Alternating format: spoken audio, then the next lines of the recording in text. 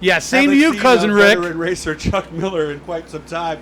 One of the few guys, by the way, who knew how to adjust the mic stand. I said, what, were you in a band or something? It turns out he was. We'll get to that somewhere down the road. He was the winner of the True Value Country Fest. Is that what it was called? Yep. Many years ago? We'll get to that in a little bit when we got some racing to talk about first. Running Sportsman again. Told me you had a good night going last night, but then something went wrong. We're here at Fulton, by the way, for Outlaw 200 weekend. Yeah, we unloaded the car, and we're 22nd fastest in practice and time trials, and the car was started out really good in the heat. I was passing for third place, and all of a sudden the car started losing steerability. Faded back to, I think, fifth or sixth, got in and realized that we'd blown the seal out of the right front shock. Was there contact, you said, with another car or something? Or No, was that later? the seal just came out in the heat. And Wow. Does that happen a lot? no, it was kind of bizarre. It's quite possibly, the track was a little rough during the heats last night with some clumping. We think we may have bottomed it too hard and Okay. pushed. What happens is it pushes the outer seal up in the shock and lets it release. And we think that's what might have happened. And you didn't have a shock that was similar, you said. No. So what do we do today? I mean, because we're going to start Oh, way no, back. the shock went back to the shop. Brent Cross, my buddy's rebuilding it this morning. He'll have it back up here today. Oh, you will have it? Yep. Oh, so he's playing beat the clock right Yes. now. He's on his way already. Oh, okay, so he is on his way. That's the driver of the 47. Yes. Okay. Oh, wow. So you got an old ARCA guy. Oh, yeah. I was Working his on crew your chief shock. when we ran ARCA. Seriously? Yep. Okay. So you said you haven't raced much this year, though, Chuck. We've been out about 10 times. We started going to Thunder Mountain this year, and the problem is we struggled really trying to find grip in the car. We started playing with the left side panhard and stuff, which we'd never done. Uh-huh. And come to find out, we struggled for 5 weeks and realized that we had a brand new torsion bar that was dead. Oh, man. So we got it switched out. I went up to Skyline, started, I think, 17th in the feature and finished 6th. Then we came up here and I started 19th and finished 13th. Wow. And the car started going. Then I took a couple months off. Took the grandkids camping, did some family stuff. Then we came back to Turbo Blue at Skyline. Got a top 10 there. And then we came up here and unloaded rocket fast, but just been mired by gremlins all weekend. Here, a new owner at Skyline. Yes, Brad Smith is taking This over. the old IMCA racer, Brad Yeah, Smith, right? absolutely. Okay, I know him. What are we hearing at this point? He contacted me this week and asked me if I'd be interested in coming up. He's having a show Saturday. Oh, no kidding. You mean this coming Saturday? Yep. A week from today? Okay. And you can Maybe run I'll go to Hoosiers or American Racers. You also can, if you run Racers, they got to be 44, 48 compound.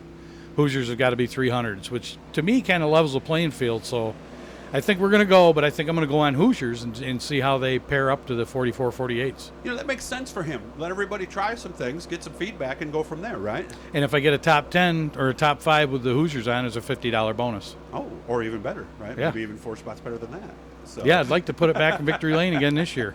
So tell me about your other life. I'm curious. When were you a country singer? Well, I don't know if you've ever heard of Tink Bennett and Taylor Made, No. but he's quite a large entertainment band Seriously? throughout Okay. Central New York. I just don't know country music. So that's But why. he and I got together in 7th grade in school, and we played together in a band here in about right through 1988. Which, for those of you who don't know, I graduated in 79, so that kind of gives you an you're idea. my age. Okay, you're a young guy. Okay, good. Yes, we're young, Doug. Yes, yes. Just no getting other- started. Yeah. You So, hit 60 yet or no, by the way? November. Okay, all right. So you can still say 59 for now. Okay. But we, Tink and I did a lot together, and we got into this thing with, if you remember Pix 106 Radio? Yes, I do remember that. Well, they had this thing called the True Value Country Showdown. And we went into that competition and won it, wound up playing Caesar's Palace in Atlantic City. Seriously? We warmed up for Mo Bandy, Louise Mandrell, Rex Allen Jr. I mean, we did some Did you neat meet stuff. Louise Mandrell? Oh, yeah. Nice. I got my picture with her and everything. She's nice as I hope she would be? Oh, she is. She's Good. fantastic. Good. Had a crush But that on was a her. great ride. Then 1988, I decided I had enough of the band scene. And that's when I got rid of the guitar and bought a race car. And decided to lose more money for Yeah. your time than you did before. So But it's been worth every penny. We were just Yeah. talking about it because I've been thinking about winding down and Okay. maybe even getting out. But I raced 89 to 95, roughly, full-time. And then a few years back here, we ran a couple of years full-time. And in that time, I've amassed 30-plus features, multiple heat wins, Turbo Blue Point Championship.